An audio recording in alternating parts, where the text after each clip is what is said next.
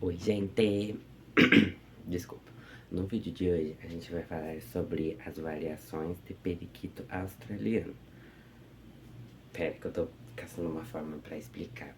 Basicamente, existem cores diferentes de periquitos australianos, como por exemplo, o Blue, o meu periquito, ele é diferente da Pippin, que também é diferente da Branquinha, e que também é diferente do Dwight, que na verdade agora é Cotoquinha, que a gente descobriu que é fêmea e não macho. E aí, só que tipo, no vídeo de hoje a gente não vai falar sobre as cores, e sim sobre variações que mudam o corpo do periquito australiano.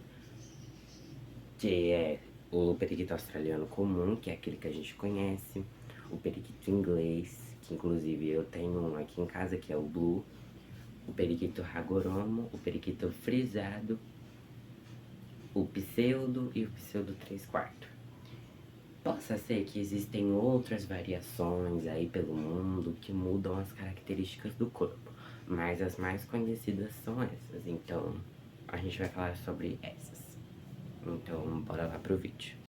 A primeira característica que a gente vai falar é o periquito australiano comum. O periquito australiano comum, que a gente conhece, ele mede aproximadamente 18 centímetros de altura, então mais ou menos assim, desse tamanho assim, eu acho. Eu não sei. Eu tenho 3 periquitos australianos comum aqui em casa, que são a Pippin, a Branquinha e a Cotoquinha, que antes era do White, tá? Eu tô falando assim porque basicamente quando eu apresentei a Cotoquinha aqui no canal, que foi o primeiro vídeo dela, eu falei que era do White porque a gente achava que era macho, mas é fêmea. Tá, mas por que que o Blue não é um periquito australiano comum? É porque existe o periquito australiano inglês, que a gente vai falar agora. Os periquitos australianos comuns, eles são mais ativos, cantam mais, são mais curiosos, como eu posso dizer. Eles são mais interativos, sabe? Ele interage mais com você. Claro, principalmente se for manso. Os meus eu não diria que são mansos. Tipo assim, eles até são, entre aspas. Mas eles também, como é que eu posso dizer? Eles apresentam um comportamento de medo. O que é normal na sua ave, principalmente se ela for meio mansa, igual os meus, porque eles estão na fase de adaptação e também na natureza são presas, então é comum que elas apresentam esse comportamento. Mas em geral, os periquitos australianos normalmente costumam ser mais curiosos, mais interativos, gostam de interagir mais, são mais brincalhões, cantam mais alto. Eles fazem muita farra, tá? Eles bagunçam bastante. E na questão da reprodução, eles são bons pais. Normalmente os australianos têm mais, os comuns na verdade, né? Tem mais compromisso com os seus filhotes, essas coisas. Beleza? Então é isso. O próximo que a gente vai falar é o periquito inglês. Eu tenho um periquito inglês aqui em casa, que é o Blue. O periquito inglês não é de uma espécie diferente do australiano, eles são a mesma espécie. Muita gente acha que pelo fato do nome ser periquito inglês, ele veio lá da Inglaterra, mas não, ele veio da Austrália.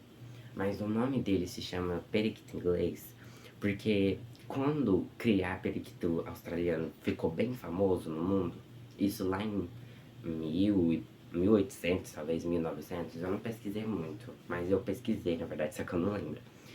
Basicamente, eles começaram a espalhar por todo o mundo, né, os periquitos australianos, para as pessoas começarem a criar. Lá na Inglaterra, eles começaram a cruzar os periquitos australianos e eles perceberam que começavam a nascer filhotes que eram muito grandes. Que, tipo, o australiano é mais ou menos assim, né? 18 centímetros. Eles começaram a perceber que nasciam alguns assim, mais ou menos, muito grandes. Aí eles gostaram, pelo visto, né, disso que estava acontecendo, começaram a fazer uma seleção. Eles separavam os pequenos dos grandes e esses grandes eles cruzavam entre si, até surgir aves maiores, com um tamanho maior, com mais quantidade de penas na cabeça, que a pena do inglês é mais ou menos assim, ó, a testa é mais larga, entendeu? Basicamente, o inglês, ele é um pouco mais calmo que o australiano, inclusive ele é considerado mais fácil de amansar. Basicamente também o inglês, ele não faz muitos exercícios. Como assim exercícios? Ave faz academia? Não, tá? Ravi não faz. Mas é porque, tipo, como eu posso explicar? Tem os periquitos australianos, como eu disse, eles são bem bagunceiros, então eles gostam de voar pra lá e pra cá e tal. Os ingleses não.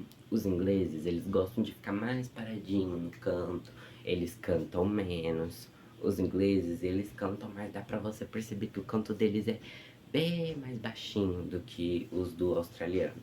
Então essa é uma diferença bem notável. E o próximo que vamos falar é o pseudo. O que é um periquito pseudo?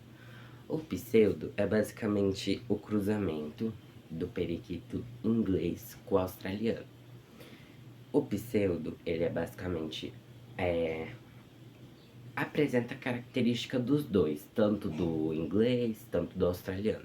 Ele vai ser um pouco maior, é claro, e ele vai ser meio termo, meio ativo, meio parado. E ele vai ter uma quantidade de penas um pouquinho só maior, entendeu? Essa é uma diferença. E basicamente é isso, esse é o resultado. Se você cruzar o inglês, que é o grandão, com o australiano, aí você mistura, mistura, mistura, mistura e vai nascer um pseudo, tá bom? A próxima que a gente vai falar é o pseudo 3/4, mais conhecido como 3/4. O 3/4 é o cruzamento de um pseudo, né? O pseudo, que é o cruzamento do inglês com o australiano, com o inglês. Ou seja, você vai cruzar o pseudo com o inglês. Aí você cruza, mistura, mistura e vai nascer o pseudo 3/4. O 3/4, ele já é maior que o pseudo, ele é um pouquinho maior. Ele é quase igual ao inglês, porém não é considerado inglês por ele ter sangue australiano ainda, entendeu? Se você for cruzando, tipo, você cruza o mestiço com o inglês, aí você cruza. Aí você vai cruzando, vai cruzando, vai cruzando, vai cruzando várias vezes. Tá. Aí vai chegar uma hora que... Gente, foi minha mãe que abriu a porta. Vai chegar uma hora que ele vai chegar perto do inglês. Só que não é recomendado você cruzar, porque se você cruzar, você pode, como eu posso dizer, você pode meio que diminuir um pouco como eu posso dizer, a pureza da espécie, sabe? E muitos criadores falam que não é bom você cruzar. Não é minha palavra, é dos criadores. Assim, eu acho divertido essa questão de você cruzar, né? Você misturar várias coisas, assim. Até porque eles têm uma... Eu não... com... Eu não sei, mas eles têm uma contabilidade genética igual, porque eles são da mesma espécie. Então se você cruzar, vai nascer alguma coisa. Então eu acho sim legal. Tanto da questão de você cruzar mutações diferentes e você cruzar os periquitos, tipo inglês, australiano. Beleza? O próximo que vamos falar é o Hagoromo. O Hagoromo, ele é uma mutação desenvolvida no Japão, que os periquitos, ele é meio que bagunçado, igual meu cabelo tá agora. Ele fica com uns topetes na cabeça e um topete nas asas, umas roselas. Rosela. Não, rosela é o nome do pássaro. Umas rosas assim, que eles chamam. E aí, basicamente, é isso. É uma mutação que foi desenvolvida no Japão, que tá se... como é que eu posso dizer? Tá ficando bem famoso aqui no Brasil. Só que eu acho que não tem tantos exemplares. Eu não estudei muito a fundo sobre isso, mas tá ficando, tá ficando bem famoso. E os Hagoromo é igual esse estado que tá meu cabelo aqui. Fica uns topetes assim, aqui assim, e assim. Quanto maior a rosa e mais bagunçado tiver nas penas, melhor é o Hagoromo. Isso que é engraçado, né? Quanto mais bagunçado, melhor. A próxima característica que vamos falar é o frisado. O frisado não é tão famoso assim no mundo, pelo menos é o que eu acho. Até quando você pesquisa no Google não aparece muita coisa. Então eu tenho menos informação sobre isso, porque eu não sei aonde que se originou. Mas o frisado ele é quase igual ao Hagoromo, porém ele não tem as rosetas aqui, as rosas, né? Ele só tem meio que um topete dividido assim no meio. E algumas penas assim que vão criando assim, tá? Também existe a próxima característica que vamos falar. Eu não vou dizer que é uma característica, porque isso pode acontecer em qualquer periquito australiano. Inclusive foi por isso que eu não coloquei na capa do vídeo. Mas essa característica se chama Feather Duster, ou Duster, eu não sei. Que é uma característica que acontece mais nos periquitos ingleses, mas pode acontecer em qualquer outros. Que é uma doença, digamos assim, é uma falha genética que faz com que as penas do periquito... Oi, licença, por favor. Faz com que as penas... Desculpa aí, gente, foi mesmo. Faz com que as penas dos periquitos vão crescendo e não param de crescer. Quando elas crescem, meio que, tipo, vai atrapalhando na vida dos periquitos. E basicamente, infelizmente, né, os periquitos que têm essa falha genética, eles não vivem por muito tempo, eles vivem de 3 a 4 meses, no máximo 8 ou 9 meses. Por isso que eu também não quis abordar muito. Até porque não é meio que uma característica criada por pessoas, né? Igual os ragoromos, o periquito inglês e o frisado foram criados por alguém. Já esse Fita Duster é apenas meio que uma doença, sabe? Uma falha genética. Basicamente é isso que eu queria conversar com vocês. Eu só quis falar desse assunto pra não ficar sem vídeo longo, que eu queria fazer um tipo de vídeo longo. É porque eu tô, por enquanto, eu tô sem ideias. Mais pra frente eu tô pensando em fazer um vídeo contando sobre as mutações, que daí vai ser um mega vídeo, super mega longo. Então basicamente é isso, eu espero que vocês tenham gostado do vídeo. O que eu ia falar? Ah tá, tchau, até a próxima.